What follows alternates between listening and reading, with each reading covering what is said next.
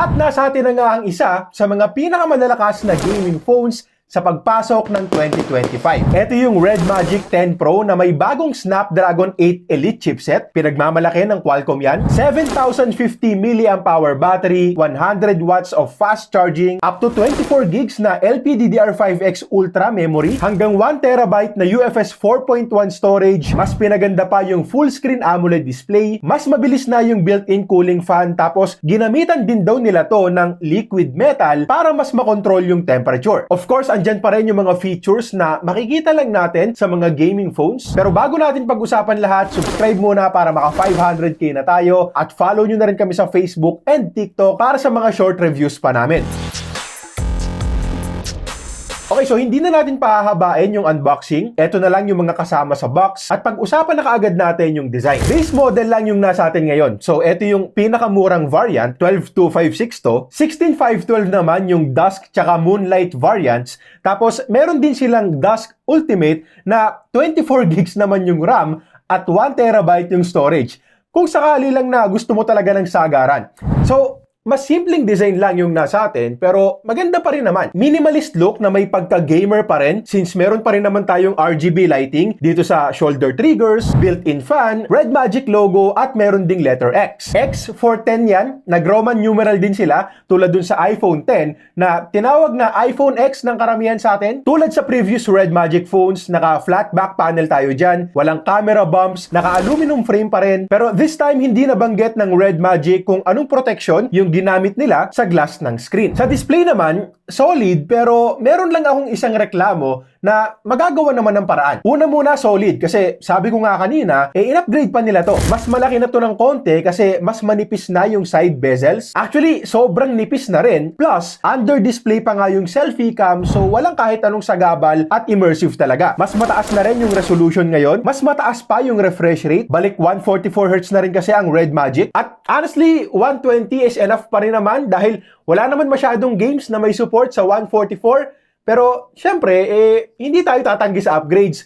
Lalo pat nabalitaan ko rin na may 144 FPS mode na rin daw sa Call of Duty Mobile. So, baka nga unti-unti nang iaangat yung FPS limit ng mga mobile games para daw smooth na smooth. Also, yung mga lalabas kasing phones next year, malalaki na rin yung battery capacity. Vivo X200 Pro, 6,000 mAh. Xiaomi 15 Pro, 6,100.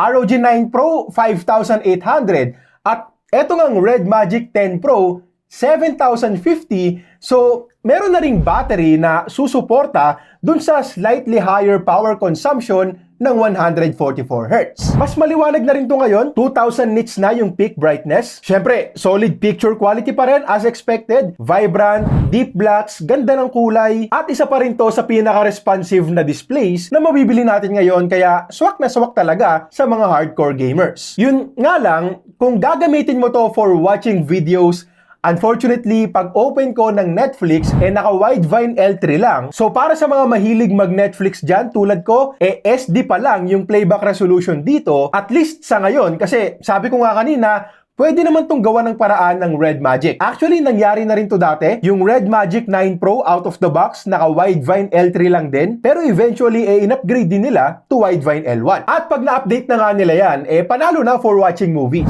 Just like the previous Red Magic phones kasi, solid tsaka malakas pa rin yung dual speakers natin. Hindi rin nawala yung headphone jack para sa mga nagamit pa ng wired headphones. And mamaya paparinig ko rin sa inyo yung output ng tatlong microphones dito. Sa software naman, naka-Android 15 na tayo. Ito yung unang phone ko with Android 15 installed. Google Gemini pre-installed na rin at may ilang mga AI features din tayo dyan. Bloatwares, may Booking.com pa rin. Tapos, nadagdagan pa ng Temu na pareho namang pwedeng yan install. So, overall, malinis pa rin naman. Yun nga lang, kahit na latest version ng Android yung meron dito, napansin ko na hindi rin talaga maalaga sa software updates ang Red Magic. Binuksan ko kasi ulit yung Red Magic 9S Pro na nilaunch about 5 months ago at wala pa rin yung nare-receive na update hanggang ngayon. Yung Red Magic Nova tablet nila ang meron. But still, dapat pa rin talagang ma-improve pa. Pero alam ko naman na performance talaga ang pinaka-inaabangan nyo dito. So eto na. Again, eto yung latest flagship chip ng Qualcomm ngayon, Snapdragon 8 Elite. Bagong CPU design, andito na yung custom 2nd Gen Orion CPU ng Qualcomm. And hindi lang daw incremental upgrades yung makukuha natin dito,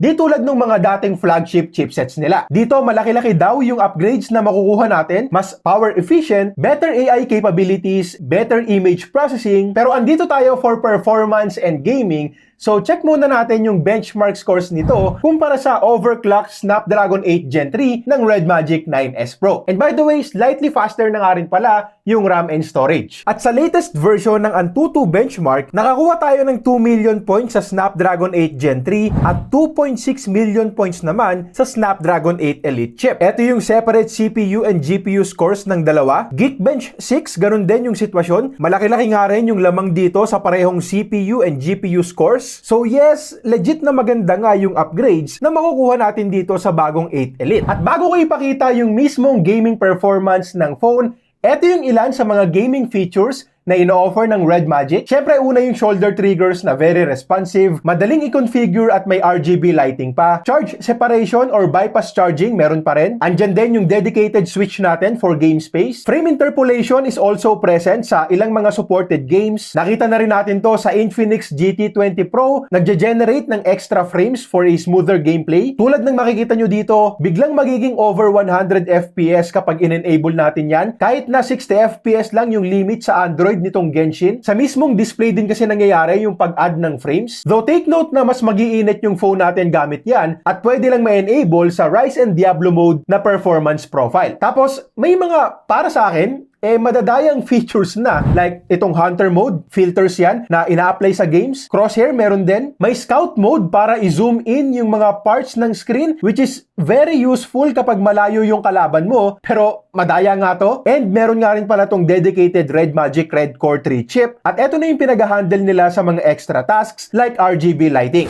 So, kamusta na nga yung gaming performance? Well, tulad ng inaasahan, malakas talaga to. Unfortunately, hindi ko napagana dito yung pang-measure natin ng average FPS. Pero meron naman tayong built-in FPS counter dyan para mapakita ko pa rin sa inyo yung actual numbers habang naglalaro ako. Okay, so eto yung 10 games na tinest namin para dito sa Red Magic 10 Pro. Kung gusto nyong makita yung mas mahabang video ng game test natin, i-upload namin yan sa second channel natin, Game vs Phone. Link sa description. Pero dito sa video na to, sabihin ko na kaagad na maganda yung resulta sa lahat ng games na sinubukan namin. Ang kulang lang para sa akin ay yung ultra setting sa Mobile Legends. Since bagong chipset pa nga lang, mukhang hindi pa yan optimized dito. Sana makipag-coordinate ang Red Magic sa Moonton. But in terms of actual performance naman, kahit sagaran yung settings ng mga games natin, makakakuha tayo ng mataas at stable na frame rates. Mobile Legends, 120 FPS VR mode ng Call of Duty Mobile, 120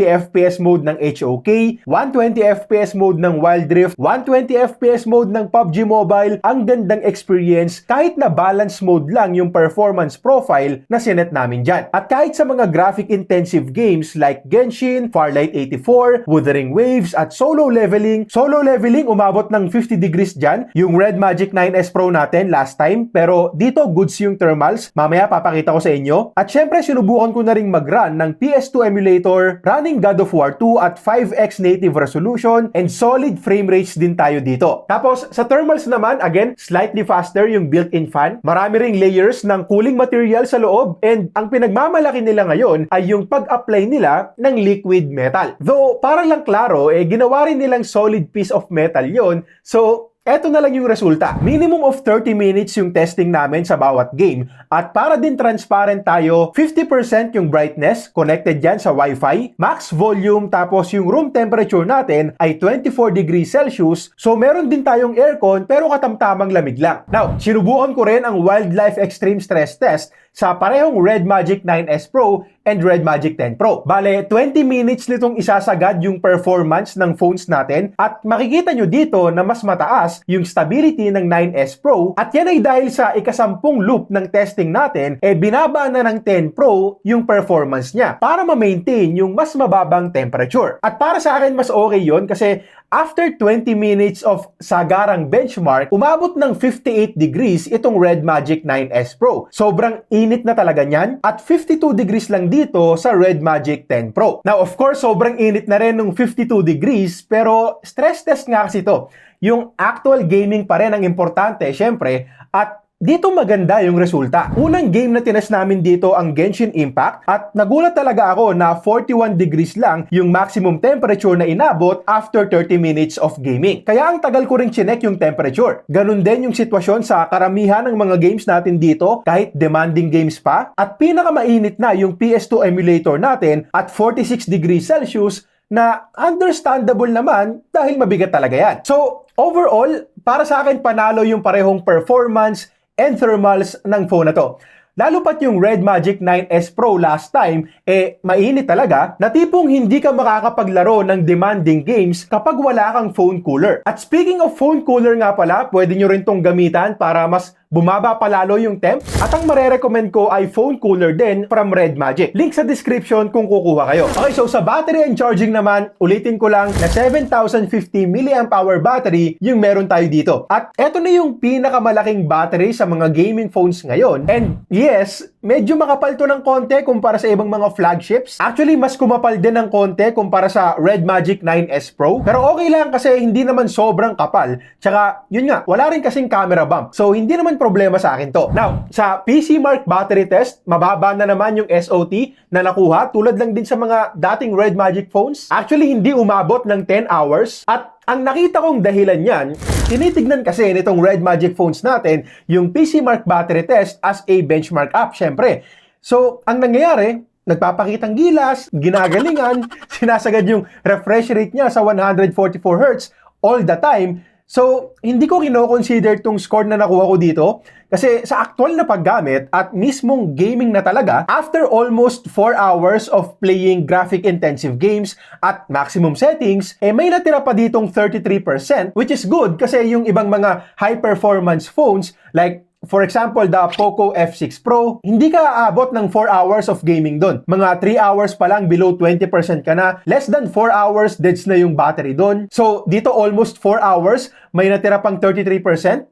Legit naman yung 7,000 plus mAh battery nila. And syempre, mas tatagal pa yan kung ang lalaruin mo lang yung mga Mobile Legends, Wild Rift, at iba pang mga less demanding games. Bypass charging is also an option kung magdamag ka talagang naglalaro. Makakatulong pa yan sa heat at iwas sira na rin sa battery. At speaking of charging, supported din daw dito ang 100 watts of fast charging. 80-watt charger lang yung kasama sa box. So sinubukan ko pareho. Kumuha ako ng 100-watt charger from Ugreen. Tinest ko yung dalawa at pareho lang naman yung resulta. From 10% ulit ako nag-start, 36 minutes na puno gamit yung 100-watt charger. At 37 minutes naman gamit yung included na 80-watt charger. So, siguro ang importante na lang dito, mabilis lang talaga mag-charge tulad lang din sa mga dating Red Magic phones. Sa camera performance, siguro naman alam nyo na hindi to camera-centric phone, hindi yan priority dito. Pero, syempre, sa ganitong price, dapat naman usable yung camera. And yes, we can take decent pictures naman gamit to.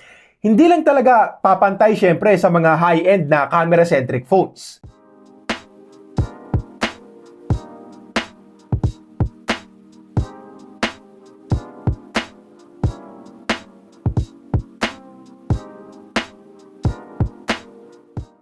Itong selfie camera lang talaga ang OLEDs pa rin, which for sure expected nyo na rin naman since under display nga yan. Parang painting yung kinalabasan. Tapos sa videos, pwede tayong mag-record hanggang 8K, though 4K 30 lang yung mapapakita ko sa inyo ngayon para mag-match dito sa mismong video natin. Okay, so ito naman yung video quality gamit ang front-facing camera para tayong nasa aquarium na naman. OLEDs talaga tayo dito at yan yung kapalit ng pagkakaroon natin ng full screen display with no notch, no punch hole, at gamit ko nga rin pala ngayon yung built-in microphones. So let me know na lang din sa comments yung video hindi talaga okay, pero yung audio, let me know sa comments kung okay sa inyo. Other features pa, may Wi-Fi 7 support, naka Bluetooth 5.4 and NFC, mabilis pa rin yung fingerprint scanner, good haptic feedback, actually malakas yung vibration dito, wala akong na-encounter na problema sa signal, talk and text yung gamit ko, wala nga lang eSIM support na disappointing para sa ganitong klase ng phone, tapos kung video calls naman,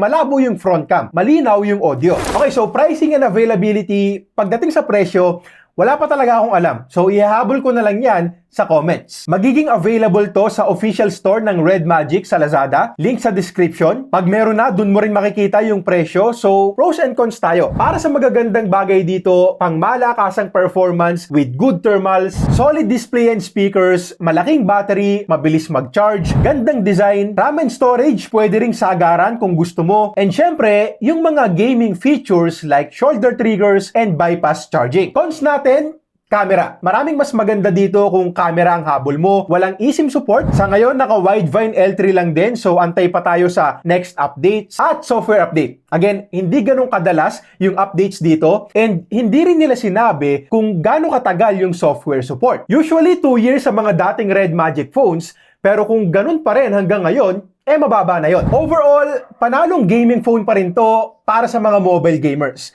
Now, of course, kung hindi ka gamer, salamat sa panonood, pero hindi para sa iyo to. Pero kung mobile gamer ka, di hamak na mas maganda to kumpara sa mga previous high-end gaming phones like the ROG Phone 8 series and the Red Magic 9S Pro. Ang inaantay na lang natin ngayon ay ang ROG 9 Pro. Mukhang medyo matagal pa nga lang bago i-offer yon locally, so hindi pa natin matetest, hindi pa natin mako-compare, pero yun nga, Red Magic 10 Pro, solid na gaming phone at talagang natuwa ako dito. Okay, so yun lang muna para sa ngayon, link sa description kung sakaling gusto mong bumili. Para sa review ko ng Red Magic 9S Pro, click mo lang to, ROG Phone 8, click mo lang to, at kung mas mura naman ang hanap mo, check mo tong Poco F6 Pro.